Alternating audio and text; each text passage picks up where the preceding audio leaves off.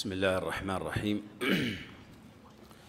الحمد لله رب العالمين، صلى الله وسلم وبارك على نبينا ورسولنا وقرة أعيننا محمد صلى الله عليه وعلى آله وأصحابه وأتباعه إلى يوم الدين وسلم تسليما كثيرا. أما بعد، فالسلام عليكم ورحمة الله وبركاته.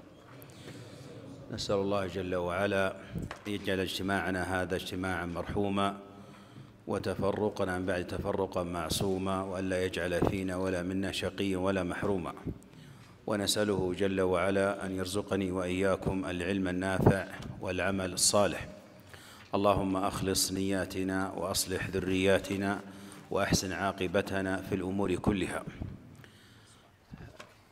نشكر الله جل وعلا أولا على تيسير هذا اللقاء وتسهيله، فله الحمد في الأولى والآخرة. ثم أثني بالشكر للجمعية التعاونية للدعوة والإرشاد في أبها واللجنة العلمية المشرفة على هذه البرامج. نسأل الله جل وعلا أن يبارك لهم في أنفسهم وأهليهم وأموالهم وأوقاتهم، إنه ولي ذلك والقادر عليه. ثم أرحب بكم جميعا في هذا اللقاء، ونسأل الله جل وعلا أن يجعلني وإياكم ممن يستمعون القول فيتبعون أحسنه. أيها الأحبة، بين يدينا رسالة جليلة لإمام من أئمة الإسلام، أبي محمد عبد الله بن أحمد بن محمد بن قدامة المقدسي رحمه الله، الذي ولد سنة 541 أو 41 وتوفي سنة 620 من هجرة النبي صلى الله عليه وسلم. وهذا الإمام أما وترأس في فنون عديدة من العلم، في أصول الفقه وفي الفقه وفي العقيدة وغيرها. وهذا كان شأن أئمة الإسلام رحمهم الله، أن يتصدر أحدهم ويبدع في أكثر الفنون. ولا شك أن أمور الاعتقاد ومسائل الاعتقاد يشترك فيها جميع الأئمة في بيانها ونشرها والتأصيل والتقعيد لها، لأنهم كلهم ذو عقيدة واحدة وذو عقيدة صحيحة. والذي يمس عقيدة المسلمين أو ينتقصها أو يلبس فيها يجد من العلماء الكثر المتخصصين وغير المتخصصين من يرد ويبين ذلك الباطل وذلك الادعاء. ولذلك الإمام ابن قدامة رحمه الله كان له مصنفات في الاعتقاد، منها هذه الرسالة تسمى رسالة في الاعتقاد وتسمى لمعة الاعتقاد، وله كذلك في ذم التأويل، وله كذلك في صفة العلو، وله كذلك رسائل ومناظرات في إثبات أن القرآن كلام الله وأنه حرف وصوت وأنه غير مخلوق، وغير هذا من المصنفات له رحمه الله. في هذه الدروس أو في هذه الجلسات نحاول أن نقف وقفات عديدة مع شرح ميسر متوسط بإذن الله لألفاظه رحمه الله في هذه الرسالة القيمة لمعة الاعتقاد. وقبل ذلك نعرف بشيء من هذا الكتاب مما امتاز به.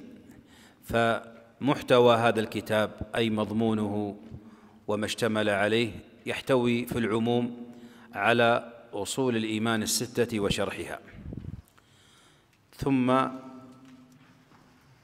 تعرض في رسالته هذه إلى تعريف الإيمان وزيادته ونقصانه، ثم بين المسائل المتعلقة بالصحابة من محبتهم وموالاتهم وفضلهم، ثم تكلم عن البدعة وتعريفها وذمها، وذكر بعض المبتدعة أي من الطوائف، حتى قال الشيخ ابن عثيمين رحمه الله: هذا الكتاب جمع فيه مؤلفه زبدة العقيدة.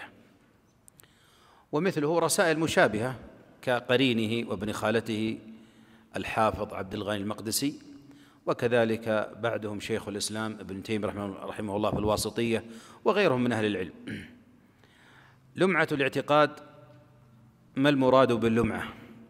قيل اللمعة ما خالف بقية اللون، كاللمعة في رأس الفرس. نعم، ولذلك يكون فيها شيء من التميز والتخصيص والبروز. وقيل اللمعة مأخوذة من اللمعان والإضاءة والنور، وهذه أيضا العقيدة فيها نور وفيها إضاءة للسالكين الطالبين لعقيدة ومنهج أهل السنة والجماعة. وفي الأول فهي أيضا متميزة عن غيرها من الرسائل. وقيل في اللمعة المراد بها البلغة من العيش، أي الشيء القليل الذي يكفيك وتعيش به، فلذلك ليست يعني سفرا طويلا، وإنما رسالة مختصرة سهلة يسيرة إذا تعلمها الإنسان ووقف معها وتأملها وعمل بما فيها هدي إلى عقيدة ومنهج أهل السنة والجماعة. والإمام رحمه الله قد سلك في هذه الرسالة منهجا واضحا بينا، اشتمل منهجه على الشمول، أنه شمل أو اشتمل كلامه على أكثر مسائل الاعتقاد، وإن كان رحمه الله توسع في باب الصفات لكثرة المخالفين في هذا الباب. وأيضا رحمه الله من منهجه الاستدلال بنصوص الكتاب والسنة والصحابة والأئمة كما سيأتي معنا. وأيضا نهج أو انتهج رحمه الله في هذه الرسالة طريقة السلف، منهج السلف في تقرير العقيدة وفي المنهج الاستدلال. ولذلك يتضح هذا بأنه اختار الألفاظ الشرعية، وهو المنهج الرابع والخامس، أن ألفاظه في هذا المتن ألفاظ شرعية. وهذه من ميزة متون أهل السنة، أنهم لا يأتون بألفاظ بدعية أو كلامية أو فلسفية في متونهم الصافية في الاعتقاد. وأيضا كذلك من منهجه رحمه الله في هذه الرسالة وضوح العبارة والإيجاز الظاهر، وضوح العبارة والإيجاز الظاهر، هذا يعني ما يغلب على منهجه في هذه الرسالة. طيب، هناك أحد يقرأ؟ تفضل. بسم الله. بسم الله الرحمن الرحيم. الحمد لله رب العالمين، وصل اللهم على نبينا محمد وآله وأصحابه أجمعين. اللهم اغفر لشيخنا ولمشايخه ولوالديه، واغفر لنا ولمشايخنا ولوالدينا وللحاضرين والمستمعين أجمعين. وبعد، فقد قال المصنف رحمه الله: بسم الله الرحمن الرحيم. الحمد لله المعبود بكل لسان، المعبود في كل زمان. عندنا في النسخة، بعض النسخ التي بين يدي، الحمد لله المحمود بكل لسان، المعبود في كل زمان. ودائما المصنفون رحمهم الله من تعظيم الله جل وعلا وتقديره حق قدره والثناء عليه أن يبدأوا بالحمد له، أن يحمدوا الله سبحانه وتعالى. فهنا قال المحمود بكل لسان، وإن من شيء إلا يسبح بحمده. نعم، المعبود في كل زمان، المعبود في كل زمان، سواء أراد بها والله أعلم العبودية الكونية، فكل الخلق يسيرون فيما كتب الله لهم. وإن قال جل وعلا في سورة طه، قال إن كل من في السماوات والأرض إلا آتي الرحمن عبدا. أو المراد به العبودية الشرعية، فإن المؤمنين في كل زمان لا تخلو الأرض منهم يعبدون الله جل وعلا. طيب، الذي، نعم. أحسن الله إليكم. قال: الذي لا يخلو من علمه مكان ولا يشغله شان عن شان. لا يخلو من علمه مكان، أحاط بكل شيء علما، وسع كل شيء رحمة وعلما، يعلم ما كان في الزمن الماضي وما هو كائن الآن وما سيكون في المستقبل وما لم يكن لو كان كيف يكون، وهذا واضح في الأدلة. طيب، ولا يشغله شأن عن شأن، فهو جل وعلا عظيم جليل قوي قدير. قال سبحانه: كل يوم هو في شأن، سبحانه وتعالى. طيب، جل ثم قال: جل عن الأشباه والأنداد، وتنزه عن الصاحبة والأولاد. إذن إذا أثبت لله سبحانه وتعالى الكمال المطلق المستحق للحمد له جل وعلا، فإنك تنزهه عما يضاد ذلك. فهنا رحمه الله قال: جل عن الأشباه والأنداد. أشباه والأنداد في ذاته وفي أسمائه وفي صفاته وفي أفعاله. وتنزه عن الصاحبة والأولاد، أن يكون له ولد ولم تكن له صاحبة. قل هو الله أحد لم يلد ولم يولد ولم يكن له كفوا أحد. طيب، ونفذ. نعم. قال: ونفذ حكمه في جميع العباد. ونفذ حكمه في جميع العباد. المراد الحكم القدري ولا الشرعي؟ القدري. أما الشرعي فالمتبعون، ذلك حكم الله يحكم بينكم. واضح؟ هنا نفذ حكمه في جميع العباد، أي حكمه القدري جل وعلا، فلا راد لحكمه فلا راد لقضائه ولا معقب لحكمه. طيب، قال: لا أما الحكم الشرعي فيتبعه المؤمنون ويخالفه الكافرون. طيب، لا تمثله. قال: لا تمثله العقول بالتفكير ولا تتوهمه القلوب بالتصوير. ليس كمثله شيء وهو السميع البصير. طيب، هنا ينزه المؤلف ينزه الله جل وعلا عن المماثلة اتباعا للنص الشرعي، وسيأتينا الكلام على هذا مع هذه الآية. قال: لا تمثله العقول بالتفكير. لا تستطيع العقول أن تمثل صفات الله جل وعلا بالتفكير فيه والخوض في ذاته وأسمائه وصفاته. نعم، بل يرجع إليها نظرها العقلي وهو خاسئا وهو حسير.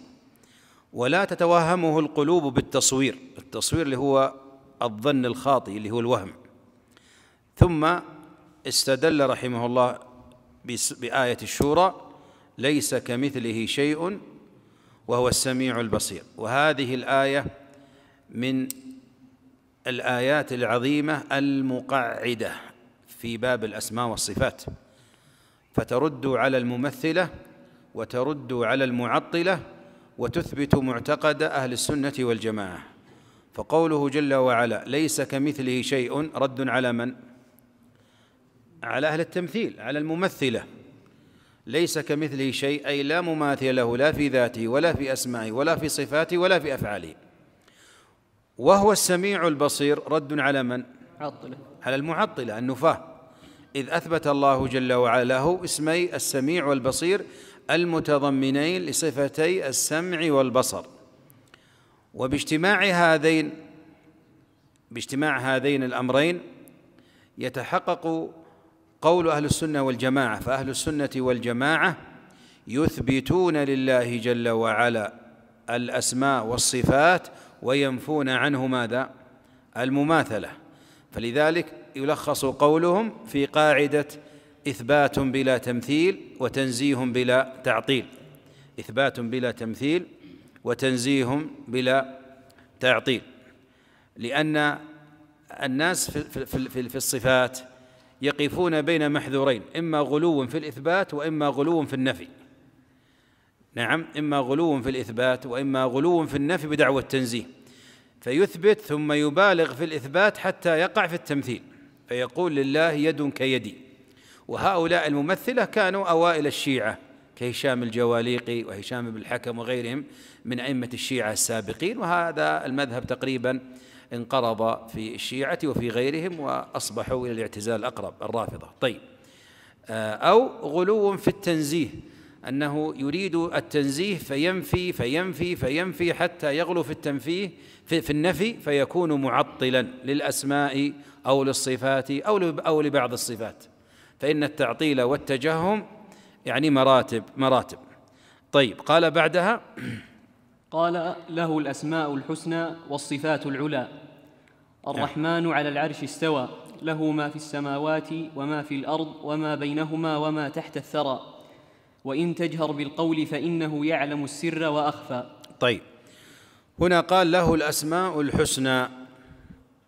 الأسماء الحسنى، إذا الله سبحانه وتعالى سمى نفسه بأسماء فنثبتها، نسميه بما سمى به نفسه وبما سماه به رسوله صلى الله عليه وسلم في السنة الصحيحة.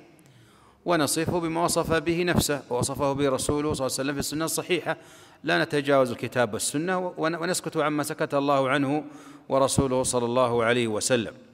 والأسماء الحسنى أي بلغت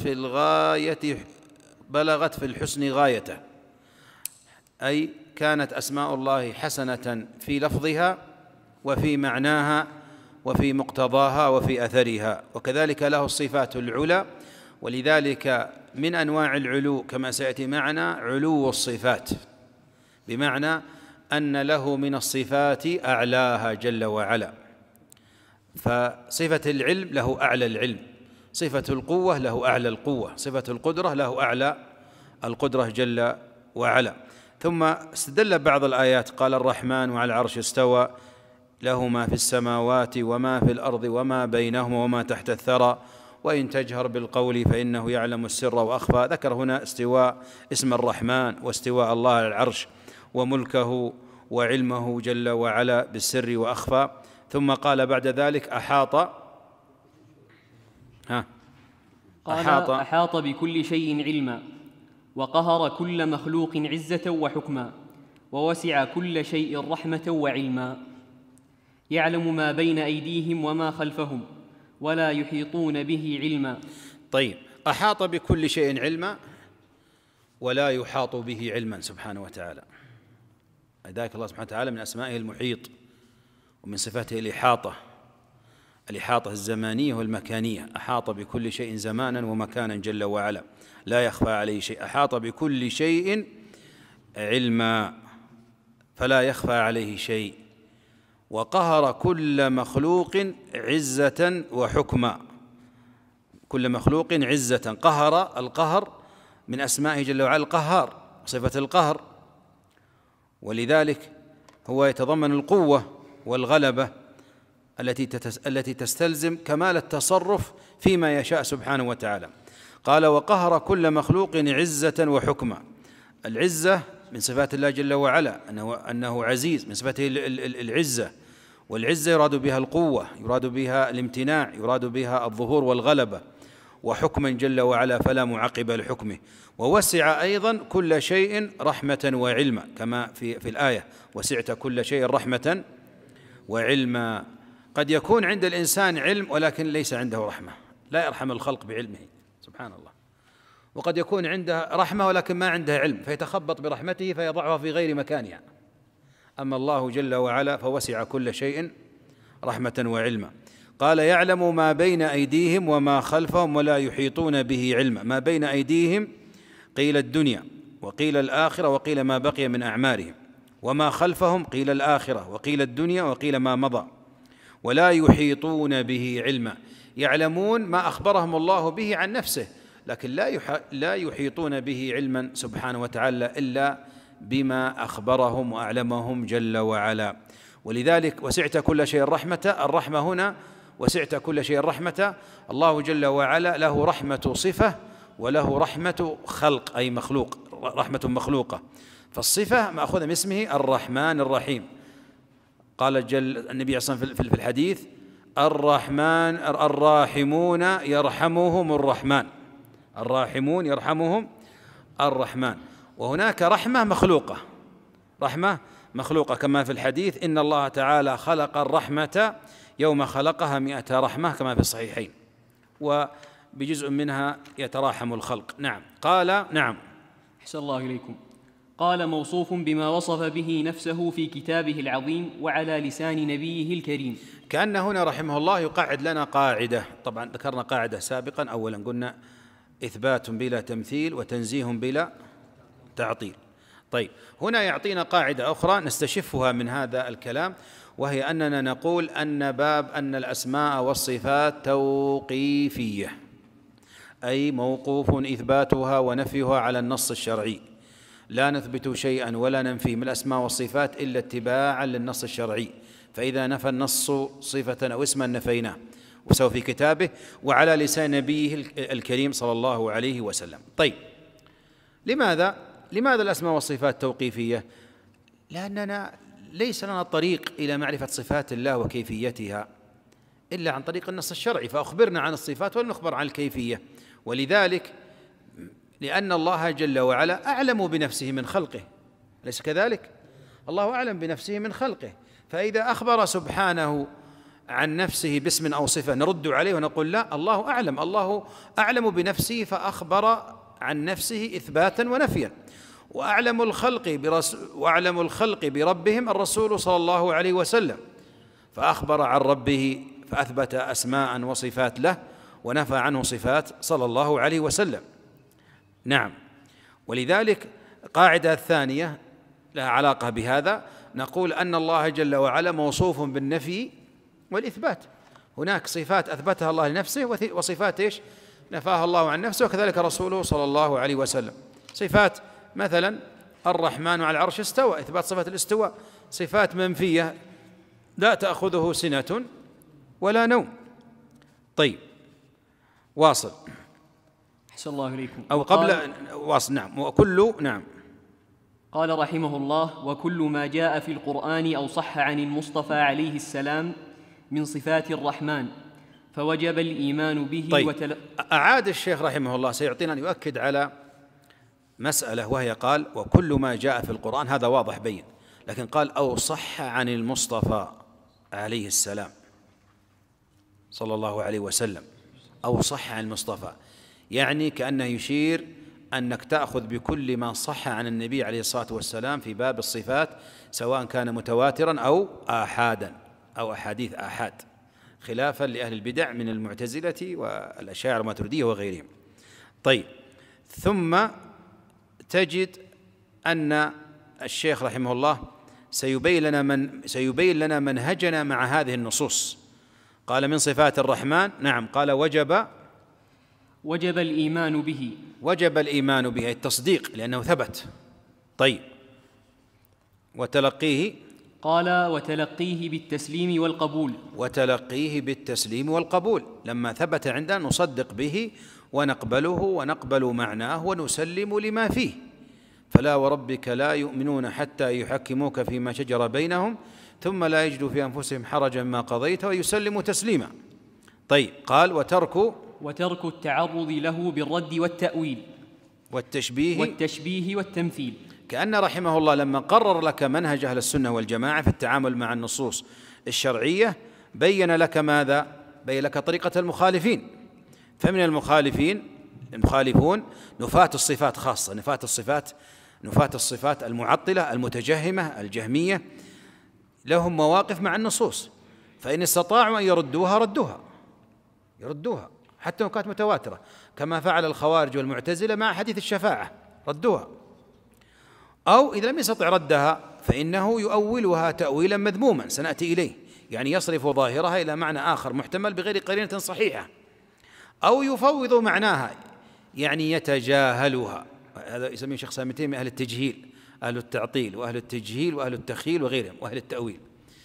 يعني يقول ما نتكلم في معناها. نقول له استوى على العرش، قال أنا لا أتكلم في الاستواء، لا أعرف معنى الاستواء، لا أخوض في معنى الاستواء. الاستواء معروف في لغة العرب، صعد، ارتقى، على، ارتفع، استقر.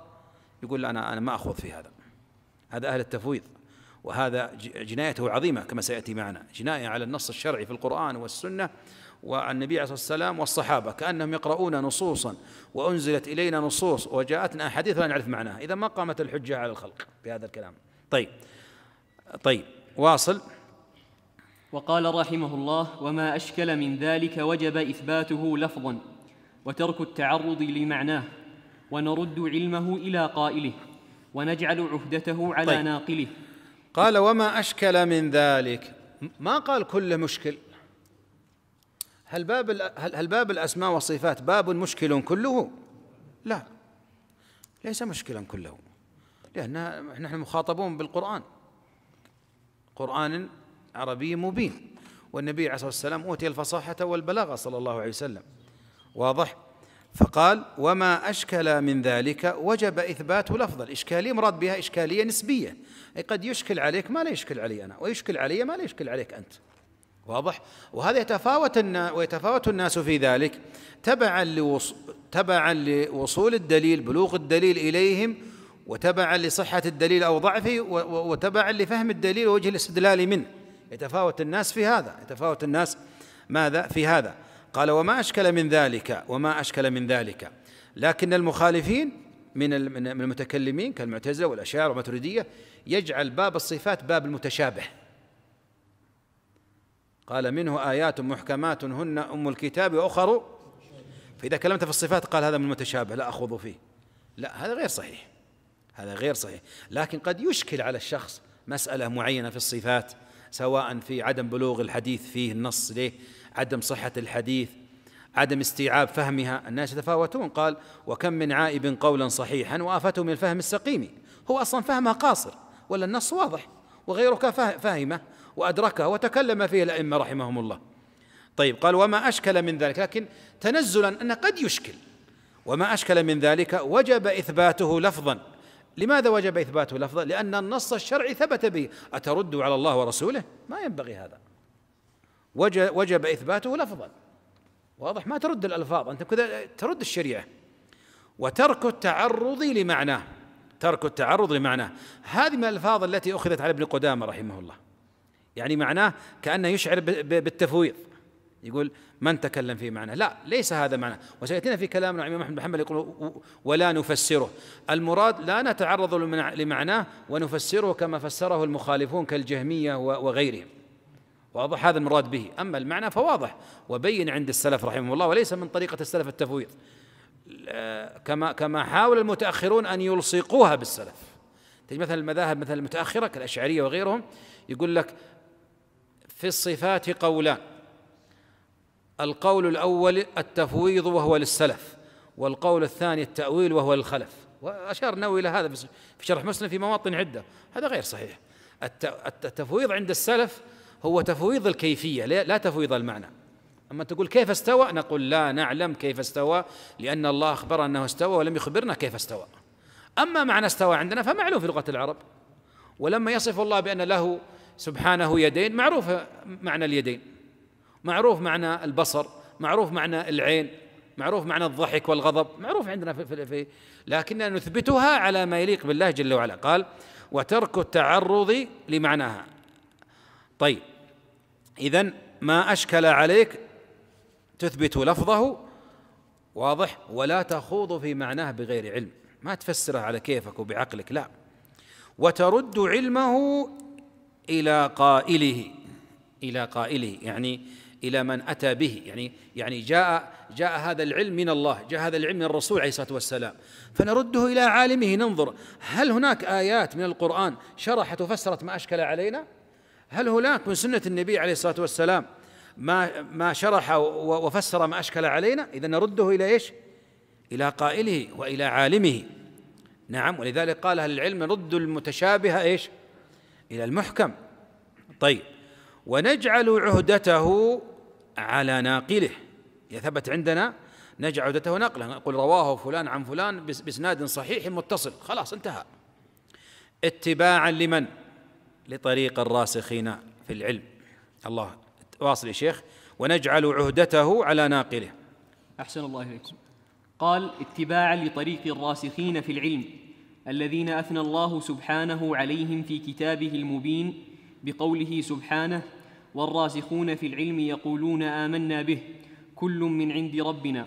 طيب يقول فعلنا هذا ومنهجنا هذا يتكلم عن الآن منهج، لأن ذكرنا دائما في الدروس الماضية أن أهل السنة والجماعة عندهم 3 محاور: عقيدة ومنهج وسلوك. عقيدة ومنهج وسلوك. فأنت السني لك عقيدة مأخوذة من الكتاب والسنة، ولك منهج تسير عليه في الاستدلال ومصادر التلقي، وعندك سلوك تتعامل به مع الناس، فإياك أن يختل أحدهما، بينهما تلازم. فلا شك أن المنهج الصحيح يدل على العقيدة الصحيحة، ولا شك أن الدليل العقيدة الصحيحة مأخوذة من المنهج الصحيح، لكن يبقى الأثر إيش؟ والسلوك. فإن كنت صادقا في عقيدتك ومنهجك فسيكون سلوكك وتعاملك طيبا جميلا، وإلا فاحذر أن يكون سلوكك مخالفا لعقيدتك ومنهجك. طيب فهنا قال اتباعا لطريق الراسخين في العلم، أثنى الله عز وجل عليهم. والرسوخ في العلم هو يجمع أمور كثيرة، منها حفظ الأدلة الشرعية، العلم بوجه الاستدلال، العلم بالنصوص الشرعية، طول الزمان وهم في العلم وطول زمان، ثباتهم في الفتن والمحن، علمهم بأحكام الشريعة وحكمها، هذا رسوخ في العلم. نعم. قال الذين أثنى الله سبحانه عليهم في كتابه المبين بقوله والراسخون في العلم يقولون آمنا به كل من عند ربنا. شوف سبحان الله، وهم راسخون في العلم ردوا علمه إلى الله. سبحان الله، ترى هذا الدلالة علمك الرباني الذي أعطاك الله إياه، إنما أشكل عليك ترده إلى عالمه، ما هو تخوض فيه بغير علم. تخوض فيه بغير علم يدل على جهلك. هؤلاء الراسخون في العلم يقولون آمنا به كل من عند ربنا، وما دام كله من عند ربنا فكله حق لا تعارض بينه ولا تناقض. الله أكبر. نعم.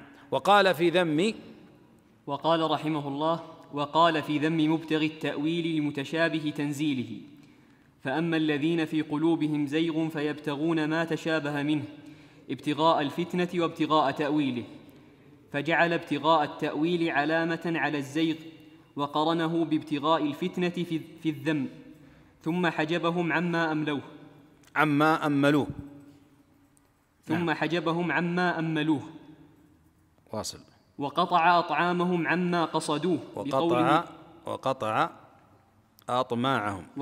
أطماعهم عما قصدوه بقوله سبحانه: وما يعلم تأويله إلا الله. أحيانا تقديم العبارات تأخير الحروف يغير. أنا كنت أدرس قبل سنوات طويلة في قسم الإدارة،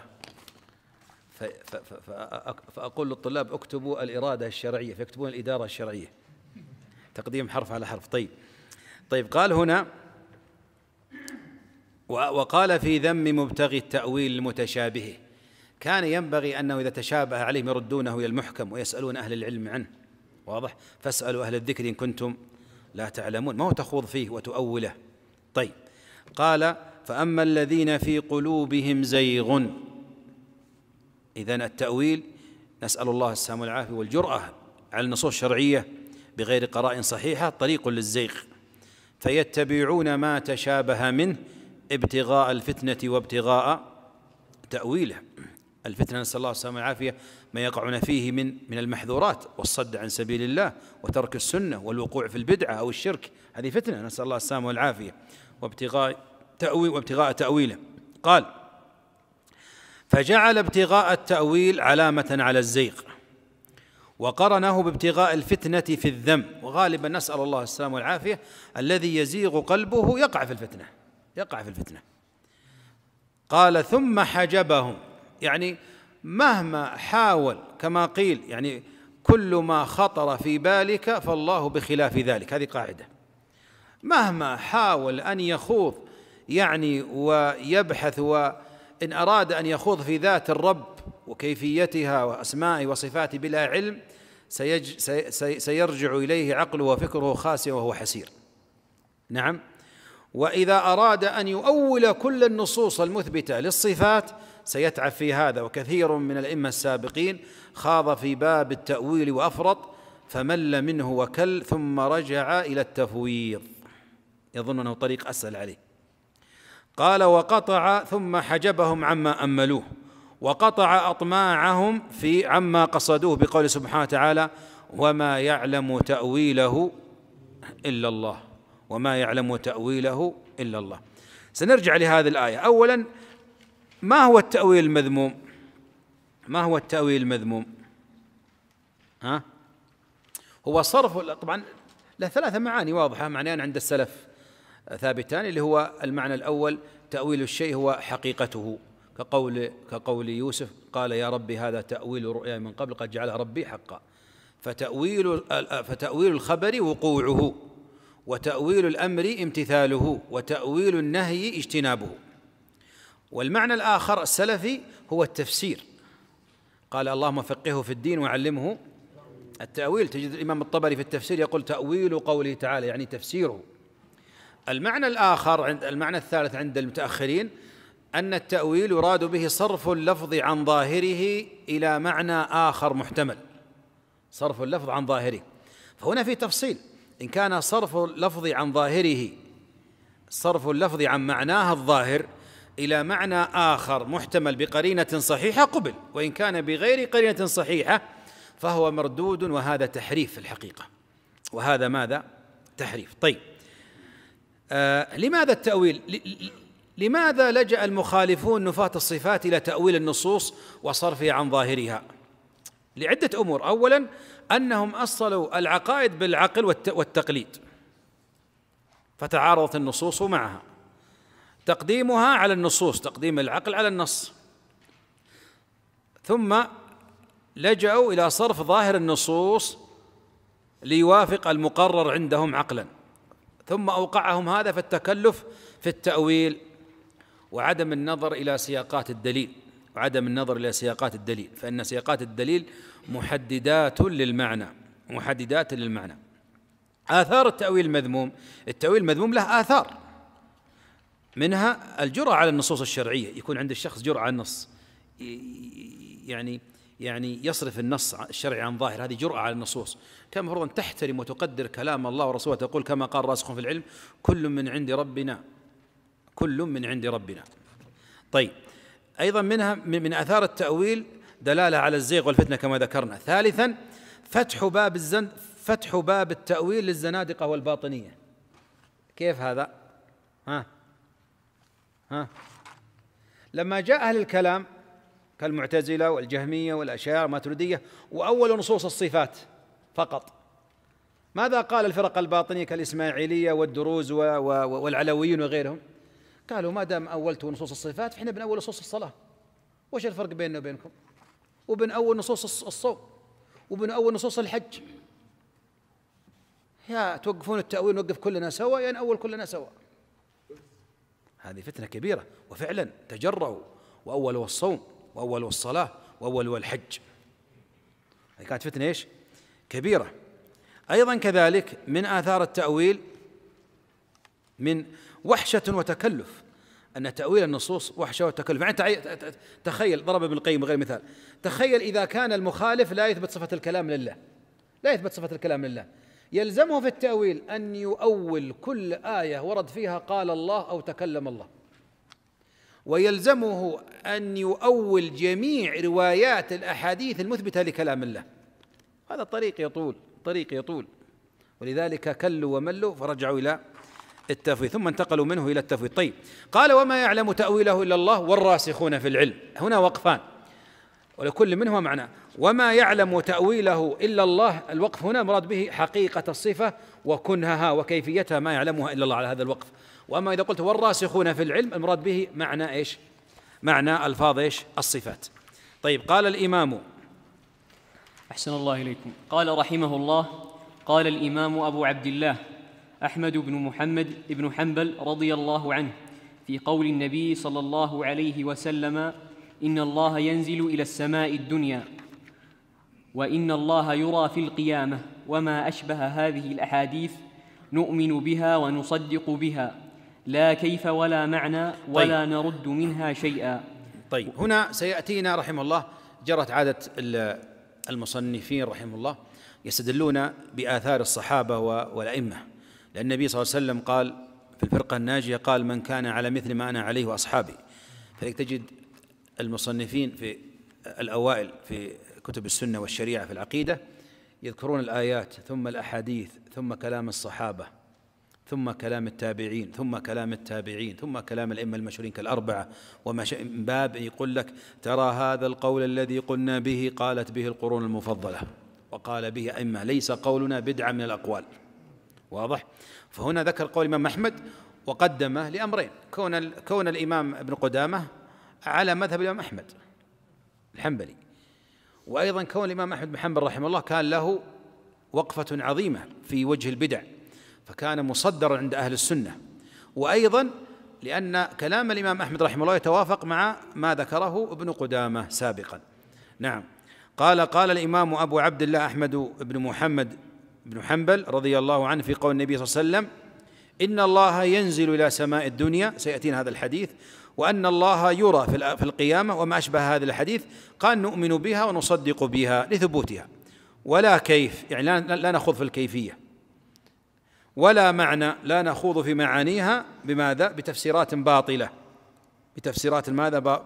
باطلة. طيب، ولذلك لا كيف هذا سبحان الله في تقدير للنص وفي احترام لنفسك وحفظ لعقلك.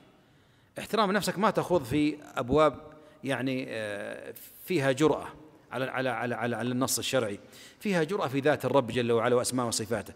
وكذلك حفظ عقلك، أن تخوض في عقلك في مسائل لن تدركها مهما فعلت، والله سبحانه وتعالى حجبها عنا، فلا تأخذ بعقلك إلا فيما يمكنك الخوض فيه. واضح؟ يعني كما يقال ريح عقلك وريح دماغك. واضح؟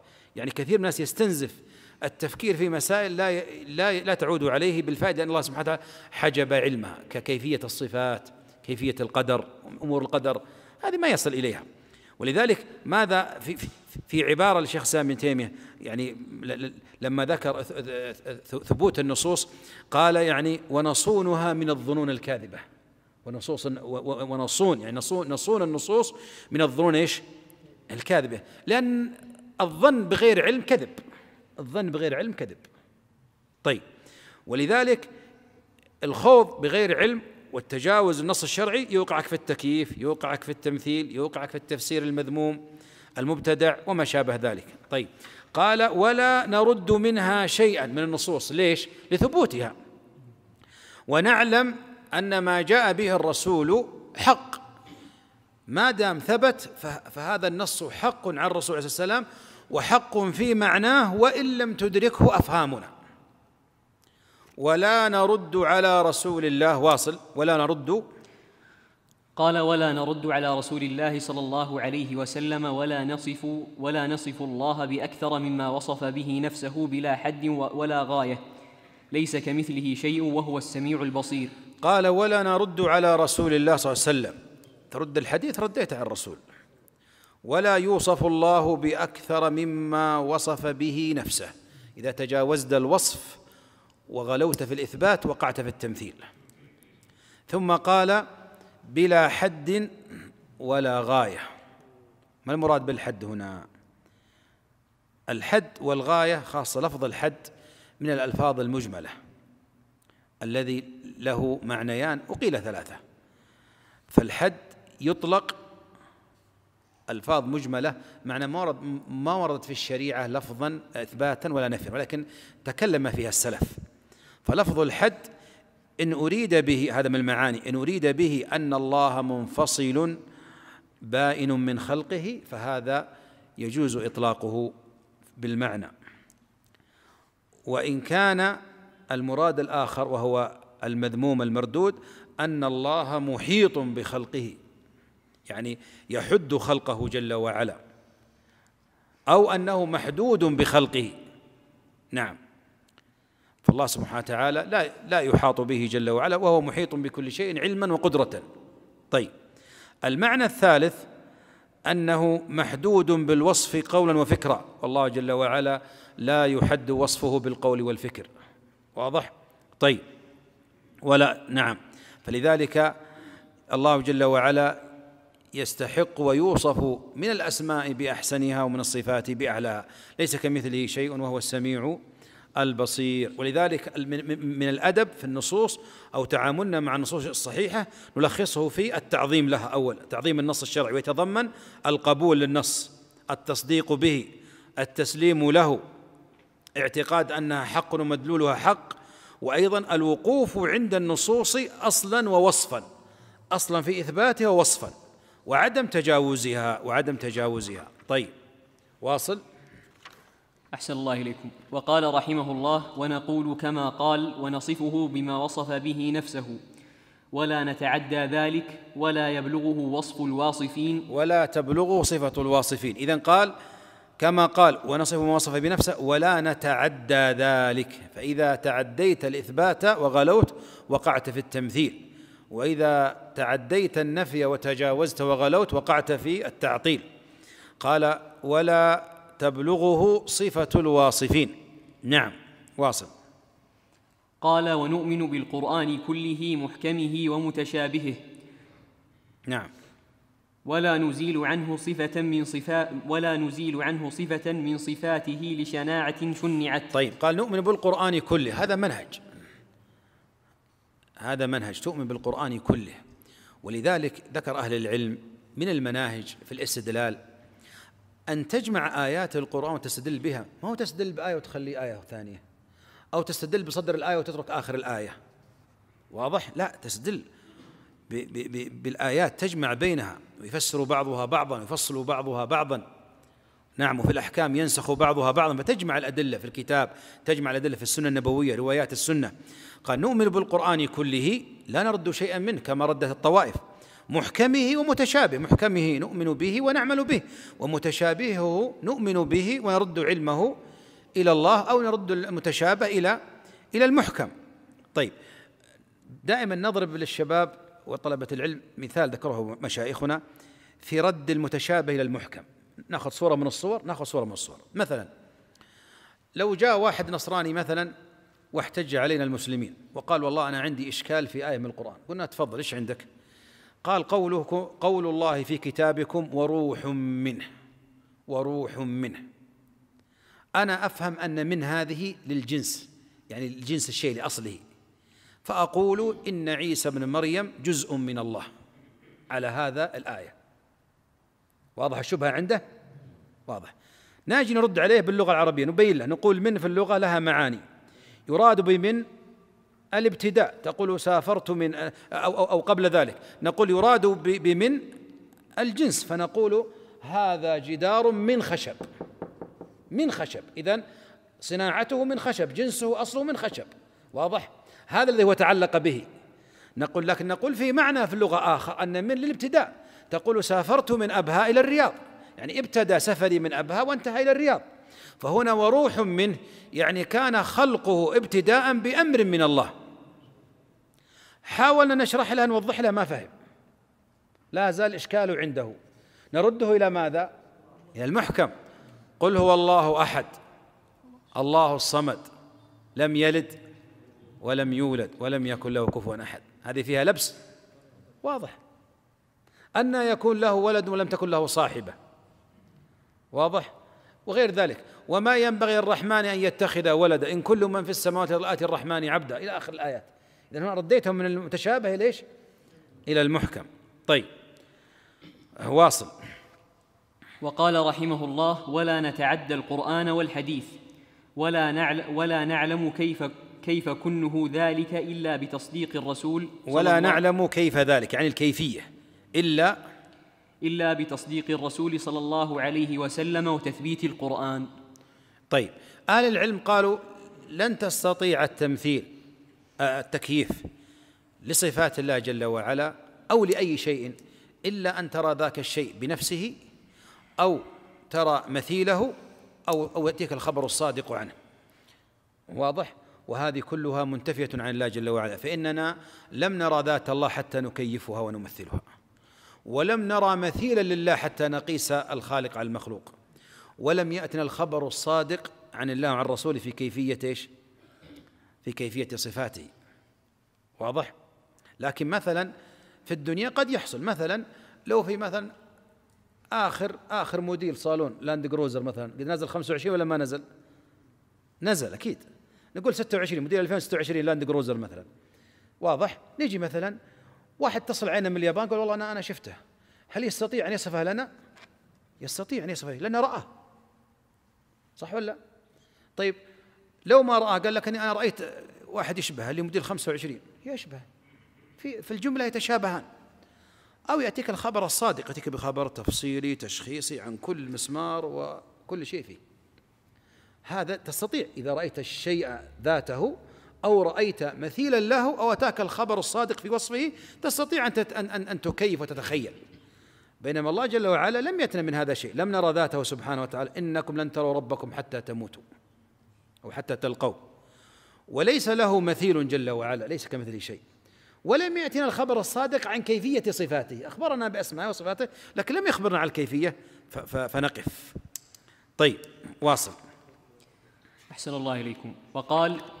وقال الإمام أبو عبد الله محمد بن إدريس الشافعي رضي الله عنه: آمنت بالله وبما جاء عن الله على مراد الله، وآمنت برسول الله وبما جاء عن رسول الله على مراد رسول الله. نعم، وأتانا أيضا بقول الإمام الشافعي رحمه الله. الإمام الشافعي شيخ الإمام أحمد كان يقول احتراما الإمام أحمد، يقول: إذا صح الحديث عند أحمد فهو صحيح عندي. وكان الإمام أحمد رحمه الله أعلم بالسنة والروايات الأحاديث، ومع هذا كان الإمام الشافعي فضل كبير على الإمام أحمد، وهذا من تقدير أهل العلم، حتى أن ابن الإمام أحمد كان يسمع أباه الإمام أحمد يدعو الإمام الشافعي فيقول: يا أبي ما صليت صلاة إلا ودعوت للشافعي. فماذا كان الشافعي؟ قال: يا بني كان الشافعي كالشمس للدنيا وكالعافية للجسد. شوف احترام العلماء. نعم. فالإمام الأئمة الأربعة رحمهم الله متفقون في أصول الدين، ولذلك الاختلاف والتباين جاء في الأتباع، فكلما ابتعد الأتباع عن مذهب الشيخ والإمام كلما تغيرت أحوالهم في السنة والبدعة. فالإمام الشافعي رحمه الله يقول: آمنت بالله وما جاء عن الله من خبر في أسماء وصفاته وذاته على مراد الله على مراد الله. وآمنت برسول الله صلى الله عليه وسلم وما جاء عن رسول الله على مراد رسول الله صلى الله عليه وسلم.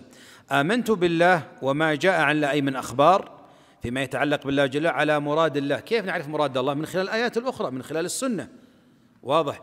هل يريد الله سبحانه وتعالى ما يليق به أو لا يريد ما لا يليق به؟ يريد سبحانه وتعالى إثبات الصفات على ما يليق به، لأنه نزه سبحانه نفسه عن المماثلة.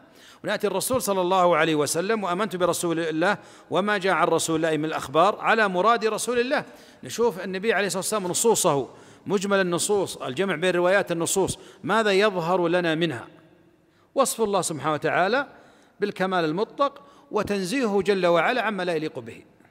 طيب، ولذلك يأتي عند المخالفين إشكالية في هذه، مثل هذه القاعدة، وجعلها شيخ الإسلام ابن تيمية رحمه الله قاعدة من قواعد تدمرية. يقول لك: هل ظاهر النصوص مراد أو غير مراد؟ هذا المخالف يجادلك: هل ظاهر النصوص مراد ولا غير مراد؟ يبغى يأخذ يعني يلزم عليك حجة، فأنت استفصل.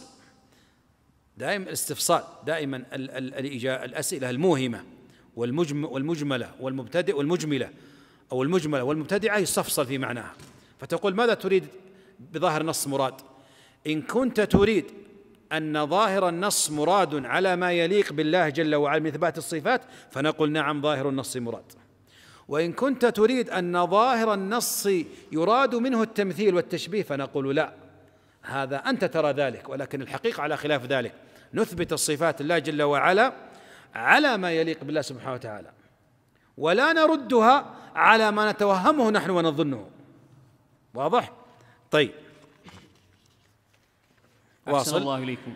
قال: وعلى هذا درج السلف وأئمة الخلف رضي الله عنهم، كلهم متفقون على الإقرار والإمرار والإثبات لما ورد من الصفات في كتاب الله وسنة رسوله من غير تعرض لتأويله. نعم، وهذا منهج السلف، وليس منهج السلف يا إخوة غامضا ولا ملتبسا. يتجاهلون مذهب السلف ويلبسون عليه.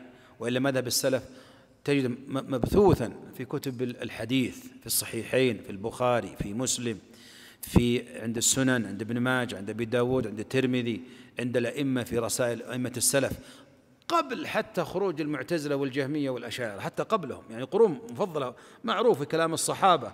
حتى الأئمة لما يأتون يقررون الصفات يأتيك بالحديث النبوي، يأتيك بكلام الصحابة رضي الله عنهم، كلام التابعين. فلذلك كلام السلف موجود بين ظاهر لمن بحث عنه. قال: على الإقرار يعني النص الشرعي، القبول، والإمرار. إيش قصد الإمرار؟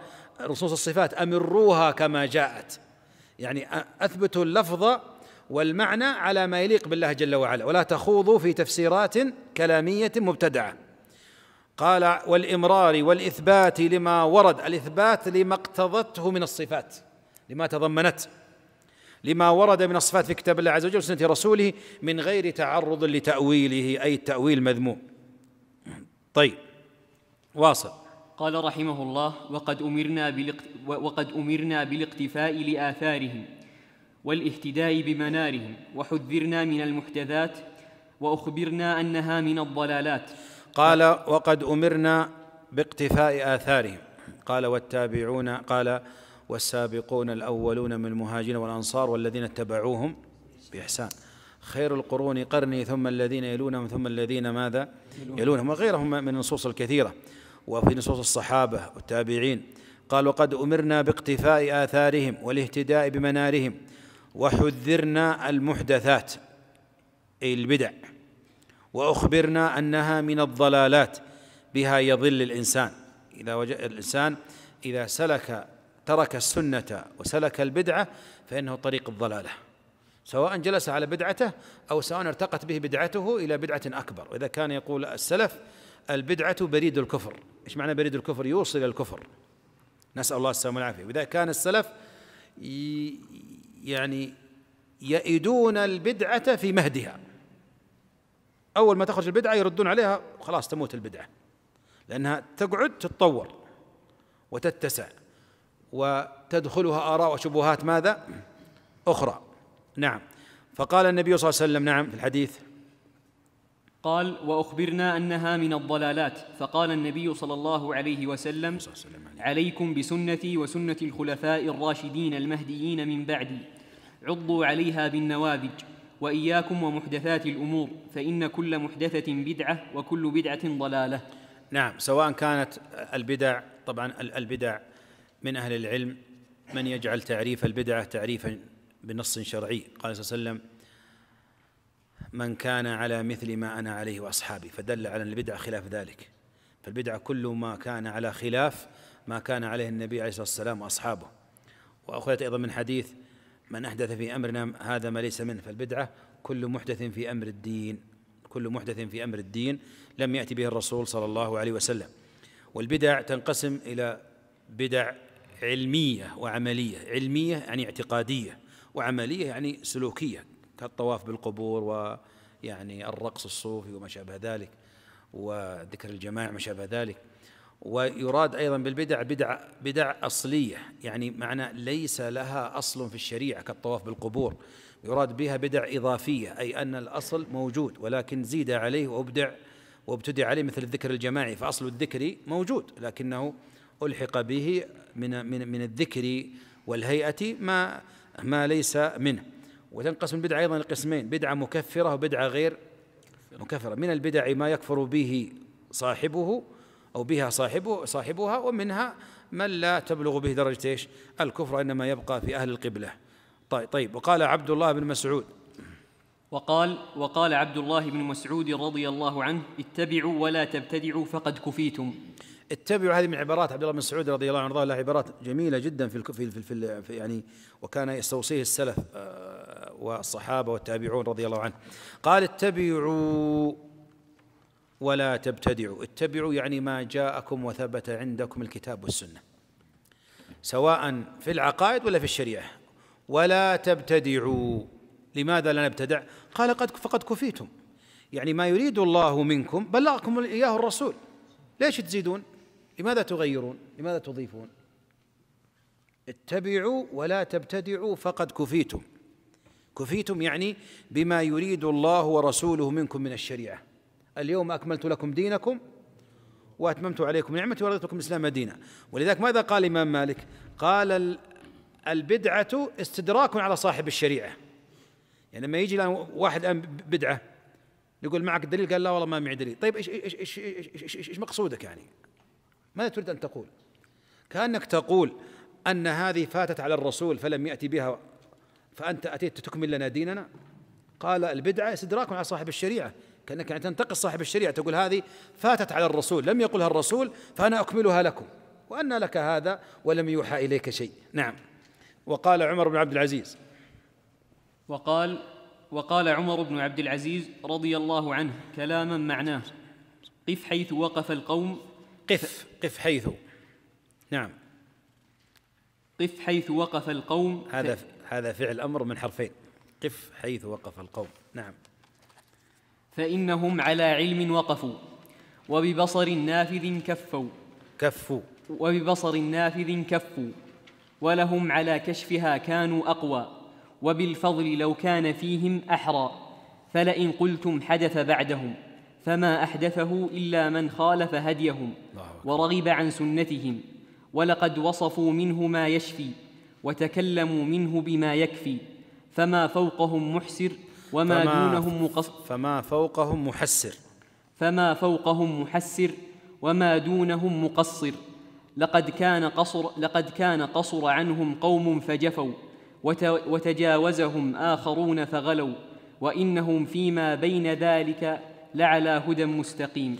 قال هذه من العبارات المشهورة الثابتة عن أمير المؤمنين عمر بن عبد العزيز رحمه الله، وقد عاصر شيئا من البدع. قال: قف حيث وقف القوم اللي هم السلف، أتجاوز طريقتهم فإنهم عن علم إيش وقفوا. ترى الصحابة أعلم منك، كان بصاعتهم يخوضون، لكن علمهم الرباني المنضبط المعتدل أوقفهم، وقفوا عند علمهم. خلاص، الراسخون في العلم كل من عند ربنا، هذا الرسوخ في العلم. قال: فإنهم عن علم وقفوا وببصر نافذ كفوا، عندهم بصيرة يعرفون المآلات ما يترتب عليها، ولهم على كشفها كانوا أقوى. لو أرادوا أن يكشفوا الأمور المسكوت عنها لكانوا أقوى وأحرى وأولى منا، لما أوتوا من المعايشة للتنزيل ولما أوتوا من الفصاحة والبلاغة. وبالفضل لو كان فيها أحرى، لو كان في الخوض فيما سكت الله عنه ورسوله ككيفية الصفات، لو كان فيها فضل لسبقنا إليه الصحابة، لكانوا أولى. فلئن قلتم حدث بعدهم، يعني يحتج المتأخر يقول لك والله الصحابة أمور ما حصلت في عهدهم، حصلت في عهدنا. قال رحمه الله: فما أحدثه إلا من خالف هديهم. لو سرتم على طريقهم ما وقعتم في الإحداث. لكن ماذا يقول الإمام مالك؟ يقول: لا يصلح آخر هذه الأمة إلا ما أصلح إيش أولها. هو طريق واحد، اسلك هذا الطريق تصل، لكن تزيد وتعدل وتبدل وتحرف هذه مسألة ثانية.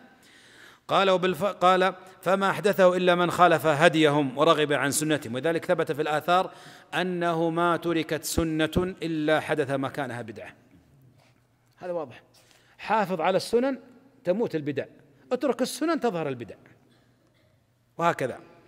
ولقد وصفوا منه ما يشفي، أي الصحابة، من هذا الطريق، وتكلموا منه بما يكفي باعتدال، ما استفصلوا فيما لا ينبغي ولا سكتوا عما ينبغي أن يتكلموا فيه. فما فوقهم محسر، من تجاوز طريقهم، يعني تجاوزهم أصبح فوقهم في منهجه كما يظن، فهو محسر، سيحسر ويرجع، ينقلب إليه البصر خاسا وهو حسير. وما دونهم الذي ترك طريقهم ولم يسلكها فهو مقصر. لقد قصر عنهم قوم فجفوا عن الشريعة والامتثال، وتجاوزهم آخرون فغلوا، وقعوا في الغلو. ولذلك جفاء وغلو، ما بين جفاء وغلو، وإنهم فيما بين ذلك لعلى هدى إيش. ولذلك ما هي الوسطية؟ الوسطية حق بين باطلين. انتبه، الوسطية حق بين باطلين، بين غلو وجفاء. واضح؟ بعض الناس يفهم الوسطية أنك تخلط بين المذاهب. واضح؟ يقول لك يا أخي أهل السنة فيهم خير، والصوفية الغالية فيهم خير، والمذهب الفلاني المعتزلي فيه خير، يا أخي خلني أجمع بينها وأطلع بقول يرضي الجميع. هذه الوسطية. هذا خطأ، هذا خلط بالحق، خلط للحق مع الباطل. وتخلط الحق مع الباطل تدخل في الحق ما ليس منه، وأنت هنا تعمي الحق على الناس وتضعف الحق. الوسطية حق بين باطلين. طيب، بعضهم إيش يفكر الوسطية؟ يحسب أنه بيجيب شيء من عند الوسطية. أخي اتباع الكتاب والسنة، لا تكبرها وهي صغيرة. الوسطية اتباع الكتاب والسنة. إذا اتبعت الكتاب والسنة وآثار السلف الصحيحة اهتديت للسنة، تركتها لا بد أن يحصل عندك يا جفاء يا غلو. نعم، لأن بعض الناس يجي يتكلم في الوسطية فينظر ويجعل أشياء كثيرة يعني، ويترك العناية بالكتاب والسنة، وهذه مشكلة. واضح؟ الوسطية الحقيقية في الكتاب والسنة. وكذلك جعلناكم أمة وسطا، فأمة الإسلام وسط في أهل الملل، كما أن أهل السنة والجماعة وسط في أهل الفرق، كما ذكر شيخ الإسلام تيمية. طيب، قال: وإنهم فيما بين ذلك لعلى هدى إيش مستقيم. طيب، قال الإمام. نعم، أحسن الله إليك. تبغون نواصل ولا ناخذ راحة؟ نواصل. طيب، وإذا خلص البنزين عندكم ولا شيء مشكلة. طيب، قال الإمام أبو. نعم، قد برد وسكر وأنا لا. طيب، واصل. قال الإمام أبو عمرو وقال رحمه الله: وقال الإمام أبو عمرو الأوزاعي رضي الله عنه: عليك بآثار من سلف وإن رفضك الناس. لا أنا ما أبغى، قلت من أول ما أبغى شيء. أيوة. قال الإمام أبو عمرو الأوزاعي. وقال الإمام أبو عمرو الأوزاعي رضي الله عنه: عليك بآثار من سلف وإن رفضك الناس، وإياك وآراء الرجال وإن زخرفوه لك بالقول. طيب شوف، مرت معنا عبارة في شوف صف في عند قوله قبل في آخر قول الإمام أحمد. ليش؟ لأن ابن قدامة ذكي رحمه الله، يعرف لماذا يجيب النص الأخير حق الأوزاعي مثلا. قال هناك عن الإمام أحمد قال: ولا نزيل عنه صفة من صفاته لشناعة شنعت. لشناعة ايش؟ أيوة، كما سيأتينا في لفظ آخر له يقول: ولا تضعف أنت السني. ولا تضعف يعني أن تقول القرآن كلام الله، لأن أحيانا السني يستغرب من التشنيع والجمهرة ضده، واضح، فيخفي الحق أو يدلسه أو يسكت. فيقول هنا: لا تخفي لشناعة شنعت، خلها يشنع، أنت على حق، معك نور من الكتاب ونور من السنة ومن كلام السلف، هذا تلقى الله عز وجل به. فذلك ماذا قال الأوزاعي رحمه الله؟ قال: عليك بآثار من سلف وإن رفضك الناس. الله عز وجل قال: وما أكثر الناس ولو حرصت. قال: كلها في النار إلا واحدة. لا تزال طائفة من أمتي على الحق منصورة، لا يضرهم من خالفهم أو خذلهم حتى يأتي أمر الله. فأنت سيحصل لك أنت السني سيحصل لك مخالف في رأيك ومنهجك، واضح، سواء من أهل القبلة ولا من غيرهم، وسيأتي لك من يخذلك، وقد يكون محسوبا على السنة وأهله لكنه يخذلك، لا يضرهم من خالفهم أو خذلهم. هنا قال: عليك بآثار من سلف وإن رفضك الناس. واضح؟ أهم شيء أنك أنت ما ترفض الحق الذي جاء الله به ورسوله صلى الله عليه وسلم. قال الجهة الأخرى: وإياك وآراء الرجال. طيب إيش عند آراء الرجال؟ هل هم معصومون من الخطأ؟ هل اطلعوا الغيب؟ آراء الرجال يعتريها الضعف والنقص. قال: وإياك وآراء الرجال، لكن قد تفتن بها. قال: وإن زخرفوه لك بالقول. أحيانا قد يكون القول باطل. حتى شوف مقاطع اليوتيوب الآن المبتدعة كيف يسوي، يجيب لك كلمتين ثلاث ما شاء الله كلام جميل وأسلوبه مؤثر، والله بغت تدمع عيني، سبحان بغت تدمع عيني، ولكنها بدعة. قال: وإياك وآراء الرجال وإن زخرفوه لك إيش؟ بالقول. السلف الصالح كانوا ينهون على القصاصين اللي يجيب لك قصة عشان تبكي ويحط لك فيها حديث ضعيف ويحط لك فيها تفسير آية غلط ويحط لك فيها قول مبتدع. كان يقول: ما في الصحيح غنية. الله ما تعبدنا بنتبع الروايات التاريخية الضعيفة والباطل والأحاديث الموضوعة ونتقرب به الله جل وعلا. ما في الصحيح فيه غنية، ما في الصحيح غنية. قال: وإياك وآراء الرجال وإن زخرفوه لك بالقول. قد يكون فصيحا، قد يكون بليغا، قد يكون ذا تأثير، لكنه أنت لا تنظر في الأسلوب، انظر في المضمون. قوله هذا حق ولا ما هو حق؟ إن كان القول حقا فخذه وإن كان من عدوك، وإن كان القول باطلا فرده وإن كان من صديقك، من أقرب الناس إليك. نعم. وقال محمد بن عبد الرحمن الآذرمي.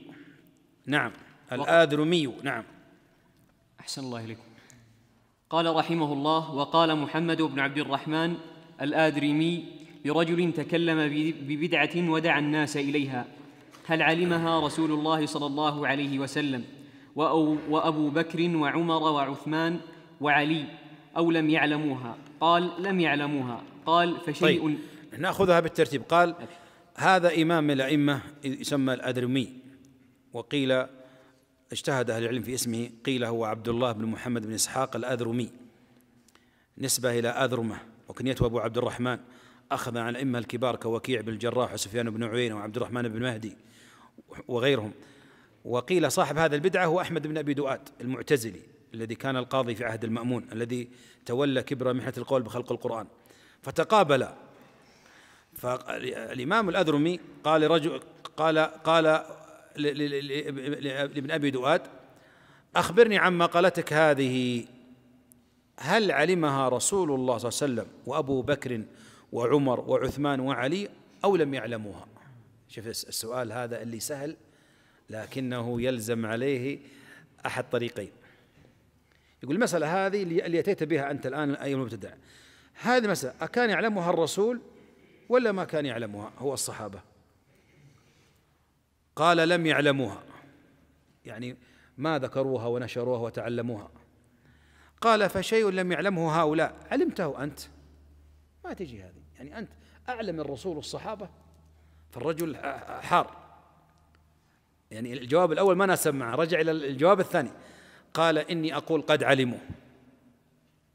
قال فوسعهم ألا يتكلموا به ولا يدعو الناس إليه أم لم يسعهم؟ يعني لو علموا هل وسعهم نشروه في الناس وانتشر ولا ما وسعهم ذلك، يعني سكتوا عنه حتى لو علموا؟ قال بل وسعهم، يعني كان في استطاعتهم أن ينشروا القول بخلق القرآن.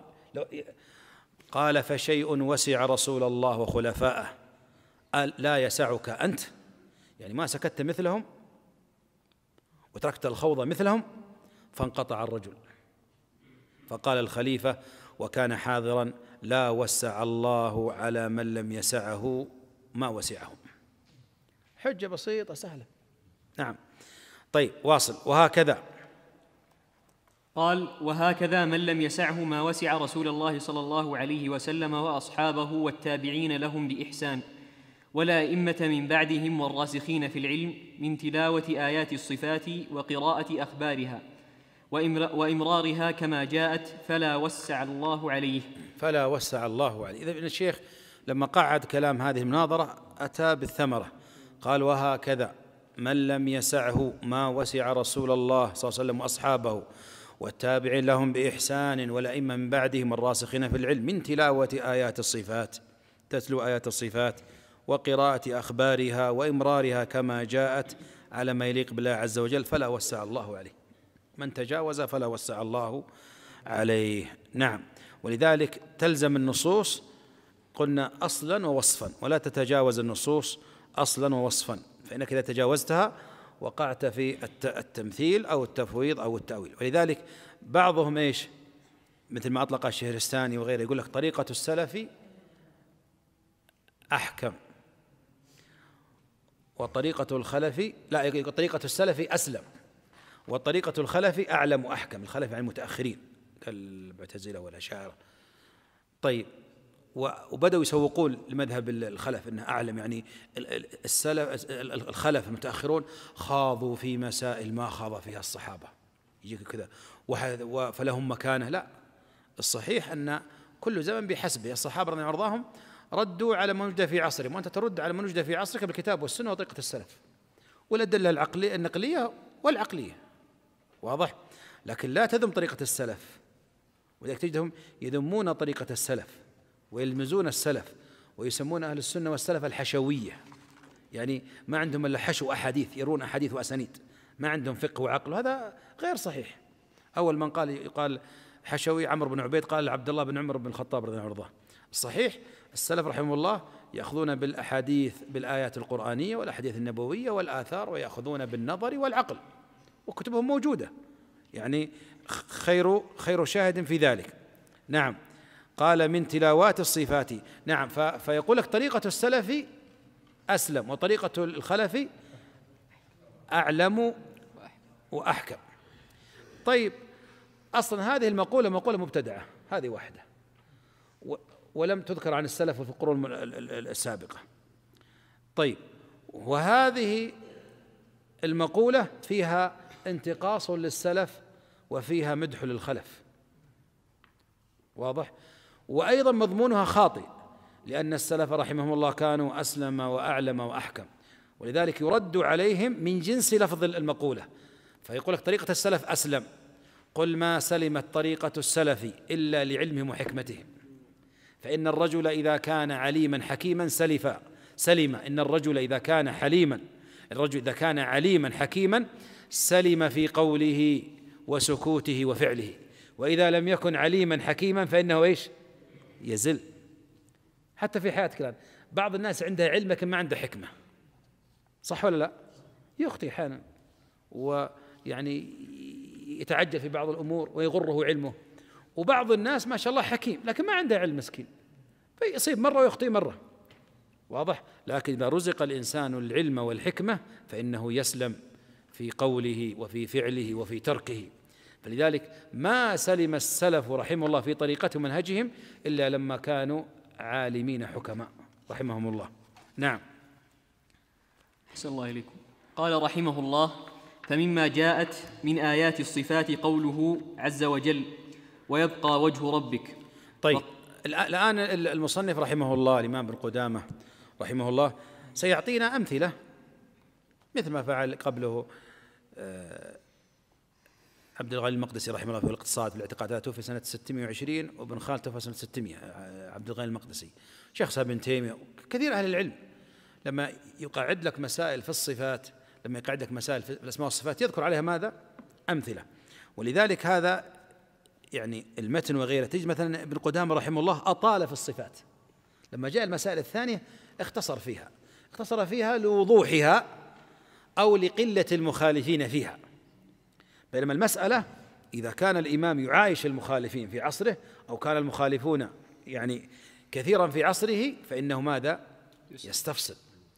ولذلك يقال في مناهج التأليف أنه يغلب على كل إمام حوادث عصره وبدع عصره.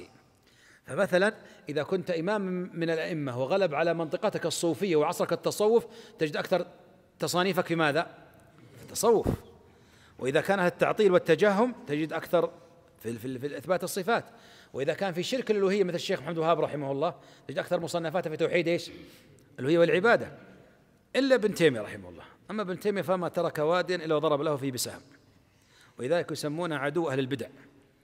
ما سلم منها الفلاسفة، ولا سلم منها المعتزلة والجهمية، ولا سلم منه المتكلم والأشاعرة، ولا سلم منه المتصوفة، ولا سلمت من الفرق الباطنية.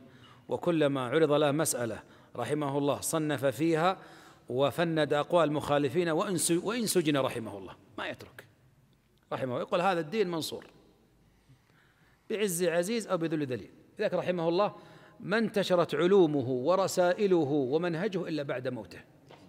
شوف سبحان الله. الشيخ محمد بن عبد الوهاب رحمه الله نصره الله في حياته، واضح، بالدولة السعودية. الإمام محمد بن سعود رحمه الله انتصر في حياته. ابن تيمية رحمه الله ما مكله في الحياة كثيرا، وما انتشر كتبه ومدارسه في حياته رحمه الله إلا بعد ما مات.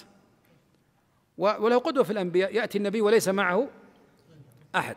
لكن ثبات الشخص على دينه واستقامته هذا نوع من الانتصار والنصر، نوع من الانتصار إيش؟ والنصر. طيب سيعطينا أمثلة. طيب قبل ما ندخل في آيات الصفات، عندنا الصفات أنواع ثلاثة: صفات ذاتية تنقسم إلى قسمين: معنوية وخبرية. المعنوية الصفات الذاتية تنقسم إلى قسمين داخليين، يعني ذاتية ومعنوية. الذاتية معنوية وخبرية. المعنوية مثل الحياة، العلم، هذه صفات ذاتية معنوية. والخبرية الذاتية الخبرية مثل اليد، واضح، والعين وما شابه ذلك. والنوع الثاني من الصفات، طبعا الصفات الذاتية يجمعها ويضبطها أنه ما كان الله متصفا بها على الدوام، الله موصوفا بها على الدوام، واضح. طيب مثل العلم، الحياة، ما تقدر تقول الله مرة يعلم مرة ما يعلم، لا، ما يجوز. الله موصوف بالعلم على الدوام، وموصوف بالحياة على الدوام، موصوف بالسمع على الدوام، موصوف بالبصر على الدوام. طيب الصفات النوع الثاني الصفات الفعلية أو تسمى الاختيارية، الصفات الفعلية أو الاختيارية، وهي التي يتصف الله بها متى شاء ولا يتصف بها متى شاء، واضح. ففي اتصافه بها كمال، وفي ترك اتصافها بها في أحيان أيضا يعتبر كمال. طيب مثل إيش؟ مثل صفة الضحك صفة فعلية، يضحك الله متى شاء، فعند هذه المشيئة يضحك الرب فهي كمال. يضحك ربك من رجلين يقتل أحدهما الآخر كلاهما يدخل الجنة. لكن لا تستطيع أن تقول إن الله يضحك على الدوام. إذا كان المخلوق يتنزه المخلوق عن هذا. شفت لك واحد ضاحك 24 ساعة تقول هذا عنده مشكلة هذا، لكن يضحك وقت الضحك ويسكت وقت السكوت، واضح؟ وكذلك الغضب، يغضب الله عند وجود سبب الغضب ولا يغضب عند عدم وجود سبب الغضب، كذلك عند الضحك. كذلك ينزل ربنا، صفة فعلية، متى شاء ينزل كيف يشاء في الوقت الذي يشاء جل وعلا، لأنها صفات ذاتية وصفات إيش؟ فعلية. طيب، والصفة الثالثة أو النوع الثالث ذاتية فعلية، ذاتية فعلية مثل صفة الكلام. فباعتبار أصل الكلام أن الله متكلم قادر أن يتكلم موصوف بالكلام، فهذه صفة إيش؟ ذاتية. فإذا تكلم جل وعلا بآحاد الكلام وأفراده يعتبر صفة إيش؟ فعلية. ولما جاء موسى لميقاتنا وكلمه ربه، هنا حدث الكلام عند مجيء موسى إلى الميقات.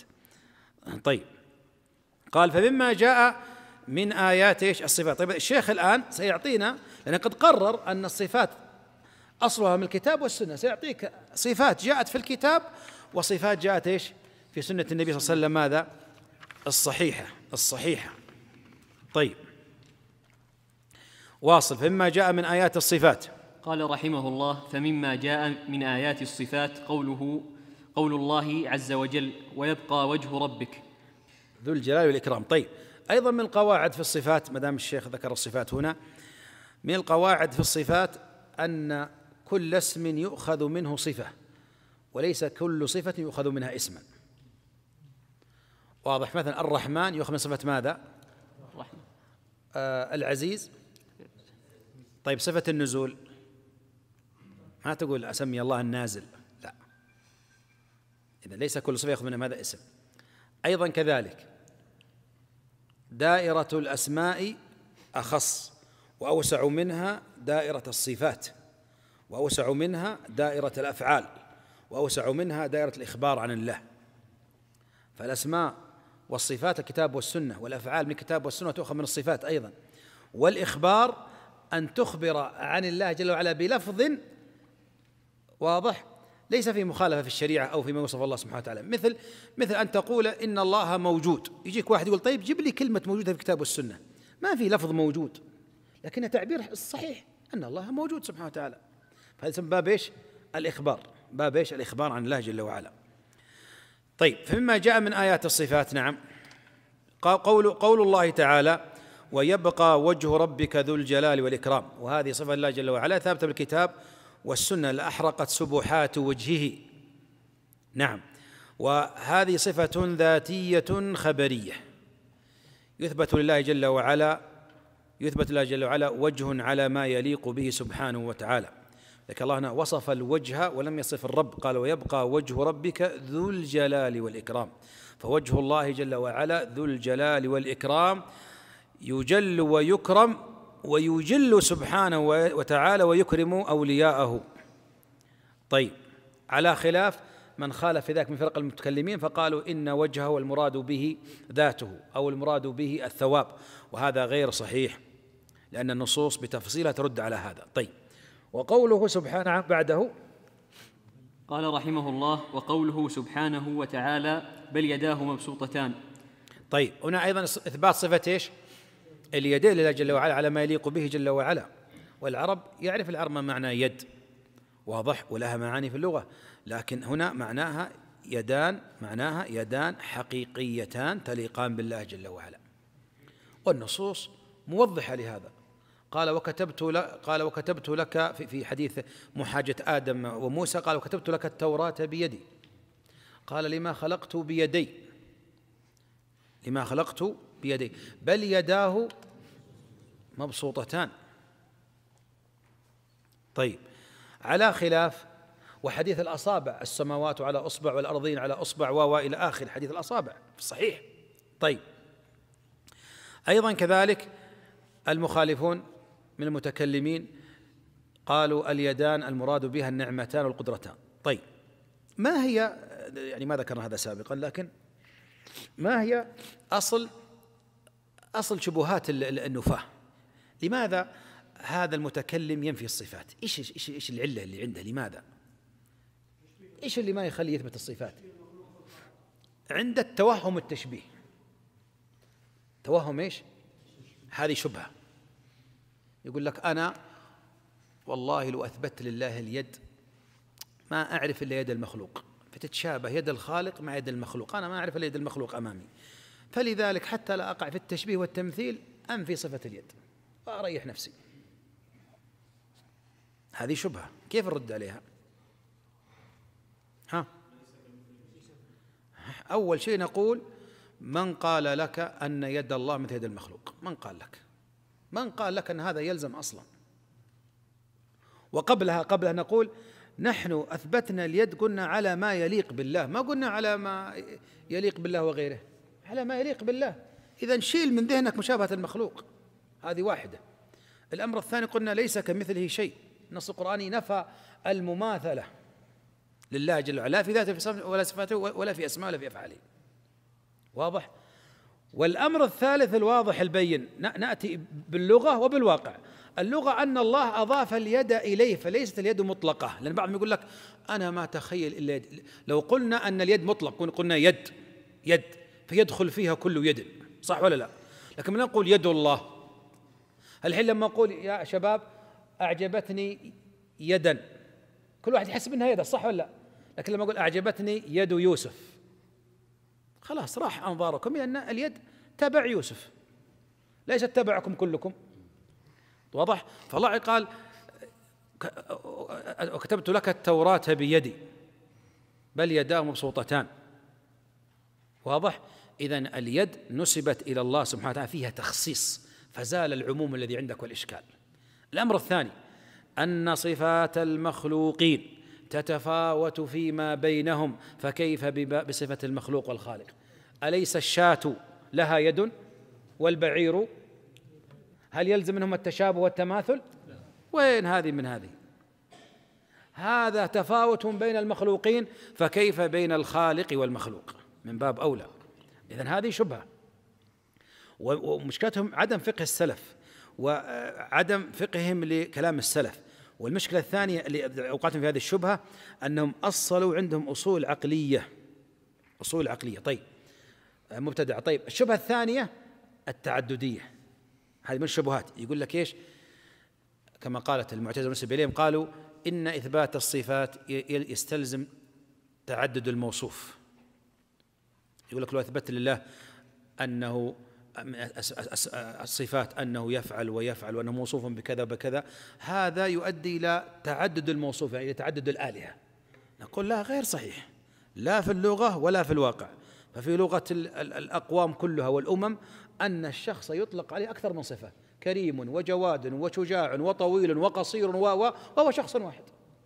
هل قلنا أنها 20؟ علي واحد وصفناه. فهذه من إيش؟ من مسائل عقلية فلسفية يعني. وذاك الفلاسفة يسمون علم الميتافيزيق، يعني ما خلف الغيب، يخوضون بعقولهم في الذات الإلهية وغيرها. وأيضا كذلك لا حد للمتفلسف في التفكير، مثل ما يفعل الآن أبناء اليوم الملاحدة، ويقول لك لا تقيد، أنا أخوض في كل شيء. لا، حتى ولو خضت فأنت إنسان ضعيف، فخلق الإنسان ضعيفا. هناك أشياء لن تدركها ولن تبلغ كنهها ومنتهاها وغير هذا. طيب واصل. قال وقوله تعالى عن عيسى، قال رحمه الله: وقوله تعالى إخبارا عن عيسى عليه السلام أنه قال: تعلم ما في نفسي ولا أعلم ما في نفسك. تعلم ما في نفسي ولا أعلم ما في نفسك.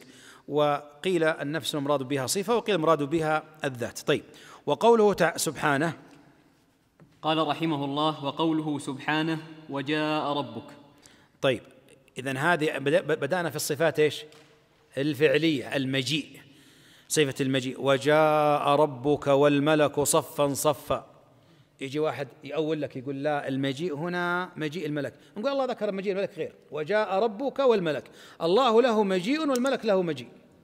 طيب يقول لك يا أخي وجاء أمر ربك، كان الله قال ذلك. وجاءت رحمة ربك، كان الله نسب المجيء إليه، وفي الآيات الأخرى يعني كثير. طيب المجيء، ونعم، فهي صفة فعلية على من يليق بالله جل وعلا. طيب وقوله، قال رحمه الله: وقوله تعالى، إيش قال الله سبحانه وتعالى في سورة الأنعام؟ هل ينظرون إلا أن يأتيهم الله هل ينظرون إلى أن تأتيهم الملائكة أو يأتي ربك أو يأتي بعض آيات ربك.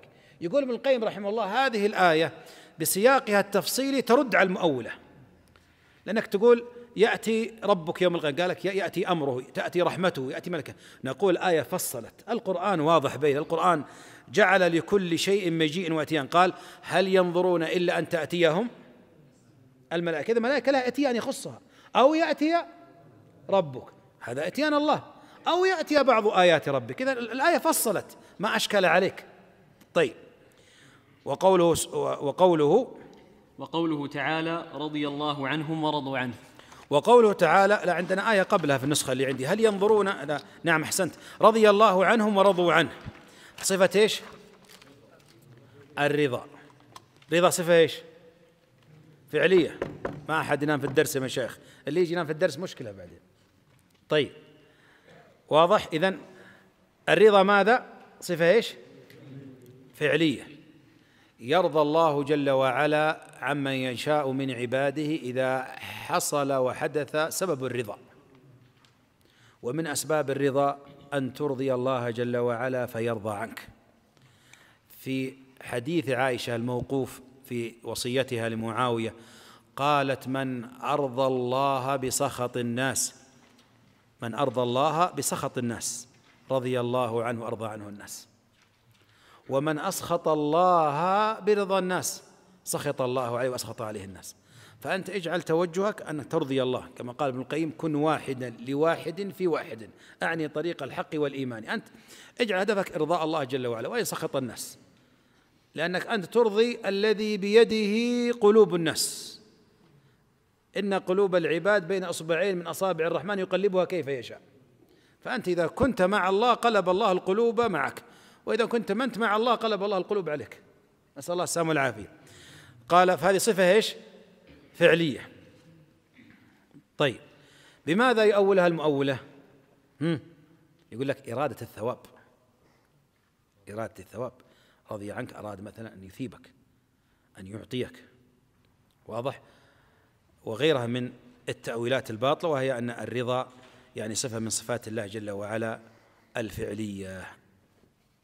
طيب في مذهب عند الأشاعرة يسمى الموافاة، يسمى الموافاة، لأن الأشاعرة لا يقولون بالصفات إيش؟ الفعلية، فتشكل عليهم الآيات هذه، إن الله رضي عن الصحابة لما فعلوا كذا، إذا الرضا كان الآن، كيف يصرفونه؟ كيف؟ قال لا، المراد من هنا أن هذا الفعل أو هذا الأمر وافق رضا الله السابق في القدر. طيب نقول طيب أما كان هذا الرجل عاصيا ثم غضب الله عليه ثم آمن فرضي الله عنه؟ قالوا لا، هو المراد به الموافقة لما ذهب في القدر، لما سبق في القدر. كل هذا حتى ما يثبت إيش؟ الصفة الفعلية، لأن عنده أتينا بها. لماذا أنكروا الصفات الفعلية؟ ذكرنا أيضا شبهتين في الصفات، شبهتين الماضيتين تعم الذاتية والفعلية. الآن نبغى الفعلية. الفعلية قالوا لأن الصفات الفعلية فيها شيء من الحدوث، والحدوث من صفات المخلوقات. مثلا استوى بعد أن لم يكن مستويا، رضي بعد أن لم يكن راضيا، غضب بعد أن لم يكن راضي. إذا حدث حدث، الخالق منزه عن الحدوث، والحدوث من صفات المخلوقات لما قرروا حدوث العالم وخلق الله عز وجل. ثم انتقلوا إلى مسألة ما الفرق بين الخالق والعالم الكون، جعلوا أعظم الفوارق نفي الحدوث عن الرب، لأن العالم متغير متحدث في حدوث، وهذا غير صحيح. هذا يسمونه العلم حدوث امتناع دليل الحوادث أو دليل الحدوث، وهذا غير يعني لا يسلم بما يترتب عليه. الله سبحانه وتعالى ينزه عما نزه عنه نفسه، أما ما وصف الله به نفسه فننزه الله عنه لأنه يقتضي الحدوث، هذا غير صحيح، هذا لا يسلم المخالف. طيب وقوله في الكفار، وقوله قبل ذلك يحبهم ويحبونه، يحبهم ويحبونه. إذن يثبت أهل السنة والجماعة أن المحبة صفة الله جل وعلا، وأنه يحب ويحب سبحانه وتعالى، خلافا لمن نفى أنه يحب أو يحب ولا يحب، كان بقية المتكلمين كالأشاعرة وغيرهم. ليش؟ يقول لك لا مناسبة بين الخالق والمخلوق فيحب أحدهم فيحب الله المخلوق. نقول ليست محبة الله لعبده من بين المناسبة والحاجة أو لغرض، الله تنزه عن ذلك سبحانه وتعالى، وإنما إكرام سبحانه وتعالى ورفعة لشأن ماذا؟ عباده. نعم، وتقريب لهم. وقوله في الكفار، ويقول لك أيضا المحبة هو ميل في القلب لغرض معين، نقول الله سبحانه وتعالى يوصف بها على ما يليق به جل وعلا. وقوله في الكفار، قال رحمه الله: وقوله تعالى في الكفار: وغضب الله عليهم. أيضا صفة الغضب صفة ماذا؟ فعلية. صفة ماذا؟ فعلية. يغضب جل وعلا إذا شاء عند وقوع ماذا؟ سبب إيش؟ الغضب.